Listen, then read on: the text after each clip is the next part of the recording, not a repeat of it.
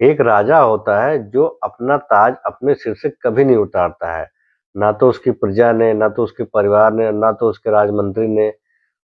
उसके उसके बारे में कोई नहीं जानता कि राजा अपना ताज क्यों नहीं उतारते। राजा जब अकेले होते हैं, अपने कक्ष में अकेले भी होते हैं, तो भी वो अपने सर से ताज नहीं उतारते हैं। एक बार उनके उनके मंत्री ने बड़ी हिम्मत करके राजा से पूछ ही लिया कि महाराज ये बताइए कि आप अपने सर का ताज क्यों नहीं उतारते हैं? महाराज कहते हैं ये बहुत ही राज की बात है, मैं तुमको बताने जा रहा हूँ लेकिन किसी को बताना नहीं। मेरा एक कान कटा हुआ है, मेरा एक कान है ही नहीं। खबरदार! राजा ने मंत्री से कहा, खबरदार अगर तुमने मेरी ये बात किसी को बताई तो मैं तुम्हें मृत्युदंड की सजा दे दूंगा। मंत्री कहता है ठीक है। कुछ दिन बाद जब राजा घुड़सवारी करते हुए अपने प्रजा के लोगों में सैर कर रहे थे, घूम रहे थे, तो उन्होंने देखा कि कुछ लोग राजा के बारे में कानाफूसी कर रहे हैं, फुसफुसाहट कर रहे हैं, कुछ बातें कर रहे हैं।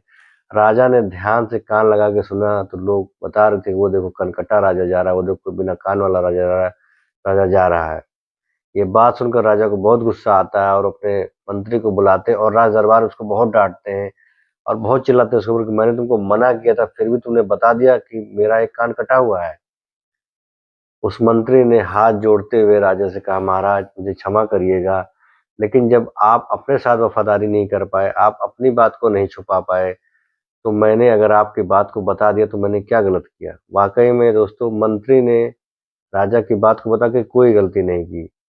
क्योंकि होता क्या है कि जब हम अपने घर की बात, अपने परिवार की बात, अपना कोई राज किसी को बताते हैं और उस इंसान से ये अपेक्षा करते हैं कि वो बात किसी को ना बताए, ऐसा नहीं हो सकता है। क्योंकि जब हम अपने आप से वफ़ादारी नहीं कर पाए, अपनी बातों को हम छुपा नहीं पाए और दूसरे आदमी को जब हम बताते हैं और उससे अपेक्षा करते हैं कि वो हमारी बातों किसी को नहीं बताएगा, ये हमारी बहुत बड़ी बेवकूफ़ी है, क्योंकि वो हमारी बात ज़रूर किसी न किसी को बताएगा।